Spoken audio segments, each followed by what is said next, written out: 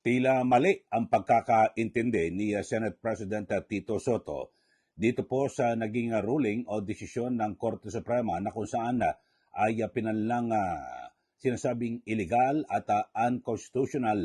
Ito pong isinampang impeachment complaint laban po kay VP Sara Duterte. At kabaliktaran po yung pagkakaintindi ni Senator Soto dito po sa naging pahayag. Ito dating Supreme Court Associate Justice at isa po sa mga framers o bumalangkas, bumuo po nitong 1987 Constitution. Walang iba, ito pong si retired Justice Adolfo Ascuna. Ang sabi ho nito ni Justice Ascuna, mas bumilis pa nga ho ang magiging proseso ng impeachment dito ho sa naging ruling ng Supreme Court.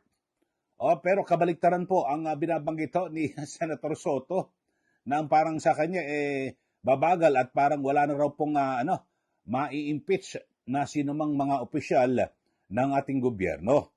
At kaya nga ngayon may hirit po na charter change. Ito pong si Tito Soto, mga kababayan. So mali po ang pagkakaintindi.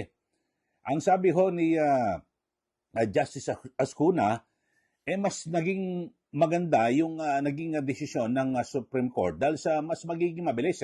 Yung isang mode, yung ito parang optional ho ito, na makakuha po sila ng sapat na bilang, yung 1/3, pwede na hong idiretso sa Senado.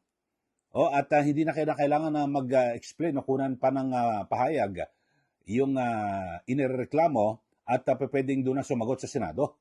So mas napabilis nga. Pero baliktad po yung binabanggit ni Senate President Tito Soto. Yan ang sinasabi ko, mga kababayan na kapag hindi ka abogado, talagang kapag ikaw ay nagmagaling, nagmamarunong o nagtatalita-ninuhan, yan ho. Kasi dapat ho itong mga isyong usaping legal, ipinaubaya po natin ito sa mga, sabihin natin, talagang tunay na eksperto. O hindi kunwaring eksperto, biro mo, Pangulo ng Senado, tapos di ba? So nakakahiya, mga kababayan. Ito pakinggan ho ninyo. Panoorin natin ito hong mismong naging pahayag ni retired Associate Justice Adolfo Ascuna, dating maestrado ng Supreme Court at isa po sa mga bumuo ng 1987 Constitution na kung saan ay kanyang binabanggit na kabaliktaran yung pagkakaunawa o pagkakaintindi nitong si Senator Tito Soto. Panoorin nyo ho, mga kababayan. Ayon kay former Supreme Court Associate Justice Adolfo Ascuna, isa sa mga bumalangkas sa 1987 Constitution. Sa bagong resolusyon ng Supreme Court, mas bumilis ang second mode of impeachment o yung pagpa-file ng complaint ng 1/3 ng lahat ng miyembro ng House of Representatives na agarang itatransmit sa Senado. Kung dati kasi required na padaanin pa ito sa House Committee on Justice, ngayon sinabi ng Supreme Court na maaari na itong gawin ng Kamara kung nais lamang nila. Mas maganda na ngayon at hindi na masyadong mahigpit ang proseso ng impeachment. Tinanggal na yung mga requirements na kailangan magkaroon ng hearing, kailangan magkaroon ng prueba na naintindihan nila yung complaint at saka yung ebidensya, hindi na kailangan yun. So optional na lang yung hearing at saka yung dating procedure na i-refer na sa committee as a way of initiating a complaint. Pero kabaliktaran ang tingin ni Soto dito. Kailangan ma-ensure na yung endorsement ng mga members verified. Hindi pa pwedeng basta pirma. Kailangan i-confirm din ng member ng House supporting the grounds for the complaint. Tapos, every member should be given a copy of the complaint. As well as the evidence supporting. Kailangan bigyan lahat.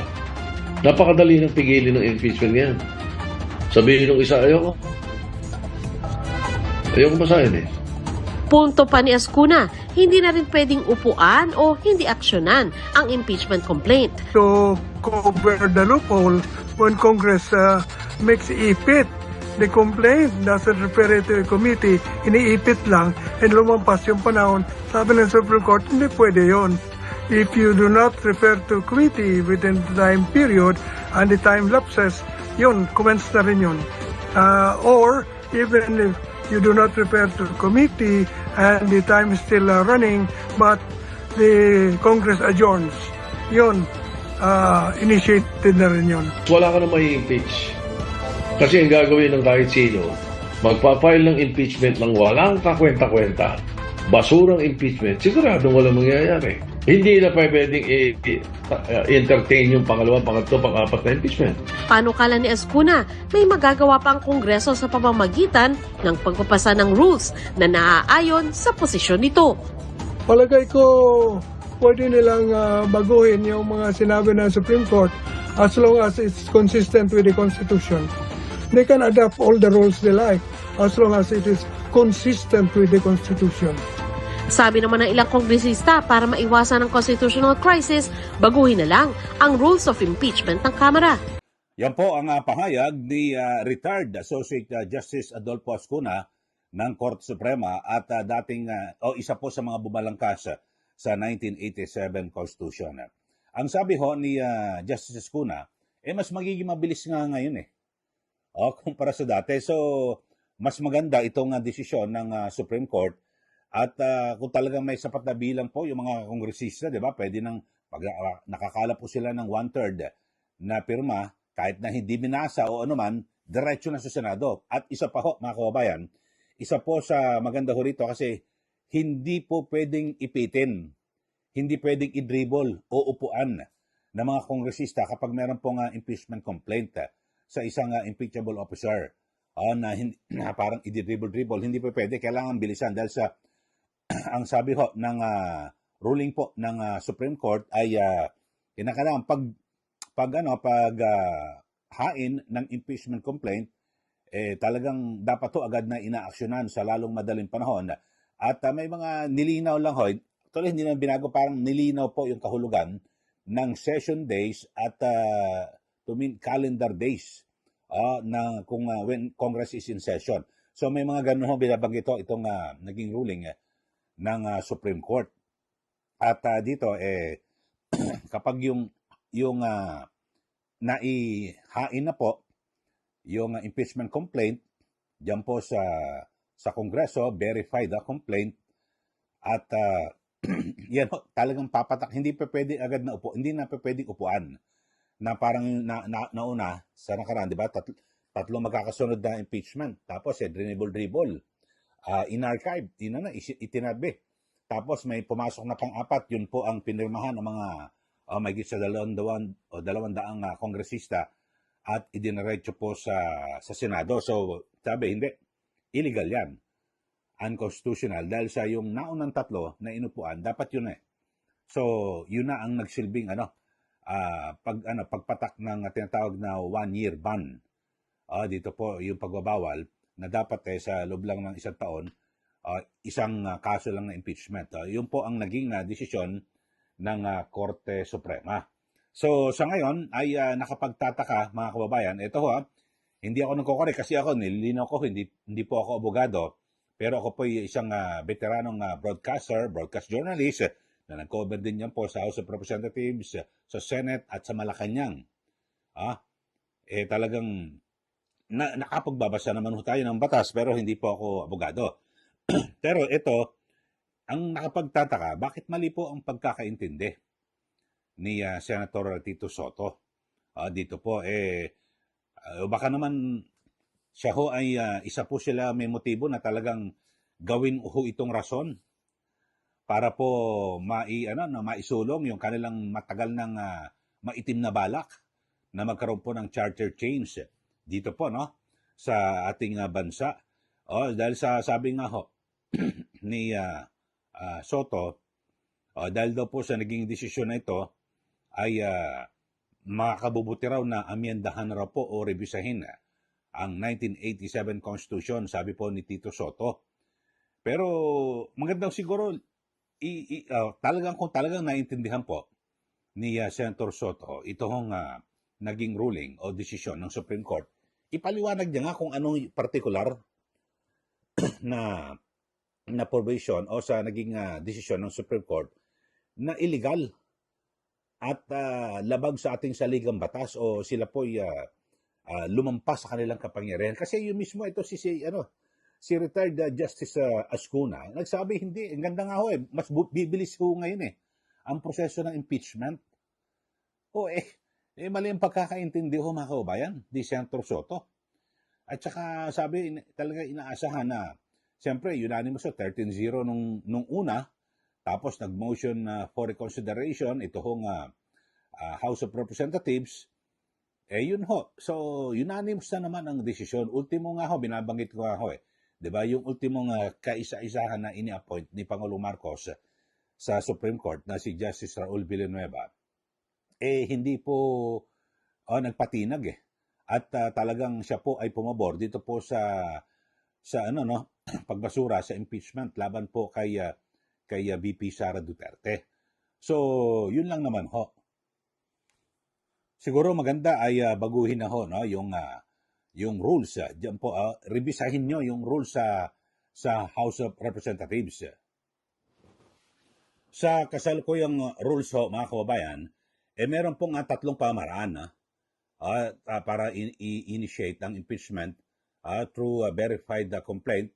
Dito po, pag nag-file isang impeachment complaint, tapos merong isa kahit na isang kongresista ang mag-i-endorso kapag yan ay inhihain ng isang pangkaraniwang mamayan.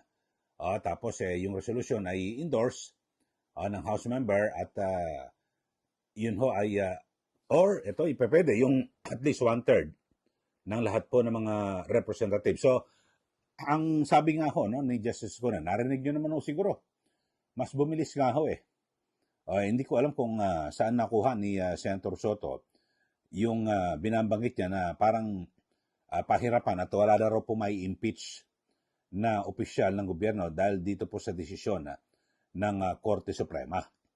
So sa ngayon ay nagtataka rin ho ako mga kababayan, kayo ho, di ho ba kayo nagtataka na ang talagang kumbaga sa laban, talo ho rito ito hong House of Representatives Pero bakit ang Senate President ang siyang talagang putak ng putak? At parang siya po ang talo ho rito sa kasong ito mga kababayan. Samantalang wala ho silang pakialam dito dahil sa ang Senado, mag-aantay lang ho yan ng articles of impeachment na ihahain sa kanila at para sila po ang maglitis. Dito ngayon, isiningit na ho yung charter change. Baka naman ito, plano ho ito, laro ho talaga na talagang guluhin at lituhin ang taong bayan.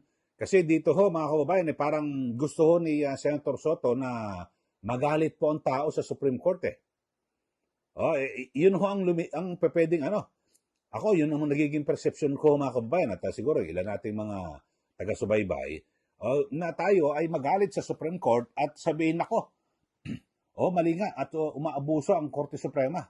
So tama si Soto na magkaroon ng charter change amyendahan yung ating saligang batas. Parang ganun ho ang ang lilitaw ho na intensyon dito po. Tapos ngayon sumakay na rin po yung ilan hindi naman po lahat, ilang mga kongresista. Yan sila Congresswoman Leila de Lima, Joel Chua, kung ano-ano. Alam niyo ho, pinakamainam, sumunod na lang ho kayo. Kasi yan po ang yan po ang talagang responsibilidad ng Korte Suprema ang mag-interpret ng batas, di po ba? Lahat naman kayo pag may mga pagtatalo-talo tungkol sa batas, saan kayo pupunta? Lahat tayo pupunta sa Supreme Court. Kapag nagdesisyon ng Supreme Court, tahimik na lahat. Kasi yan Supreme Court kung babaguhin mo, amyendahan mo yung saligang batas, anong mangyayari? Bubuo kayo ng Supreme Court na mahina na pwedeng nagamitin nyo sa politika.